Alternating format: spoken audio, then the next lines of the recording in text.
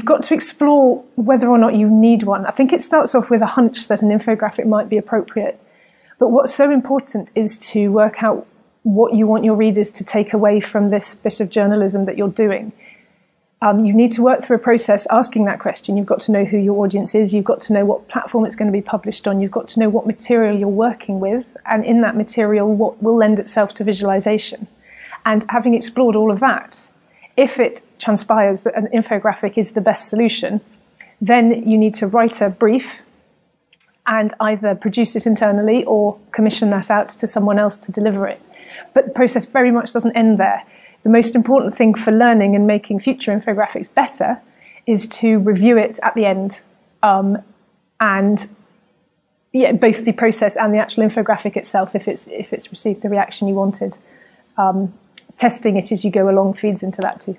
In the process, it's that point of considering, exploring what it is you want your audience to take away from this piece of journalism. And if you consider it a piece of journalism at the outset, the outcome could be a written piece, it could be a photograph, or it could be an infographic.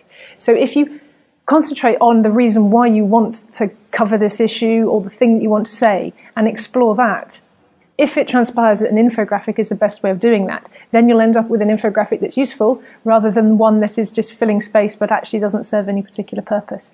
So it's all about exploring what the story is, what you want people to get out of it. And an infographic can be best suited to do that, but it's not always the solution.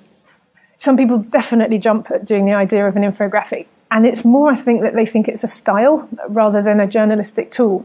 So it's engaging, it's eye-catching, they can be quite fun.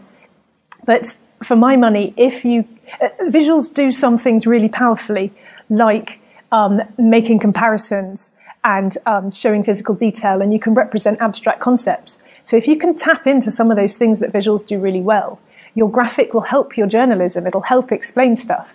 So if you use infographics for that purpose, you have a valuable additional piece of journalism. If you just style up some bullet points, you've expended a lot of effort, but I'm not sure that you've necessarily could justify the time you've invested in that for what you've got at the end of it. There are better things you can get for your efforts.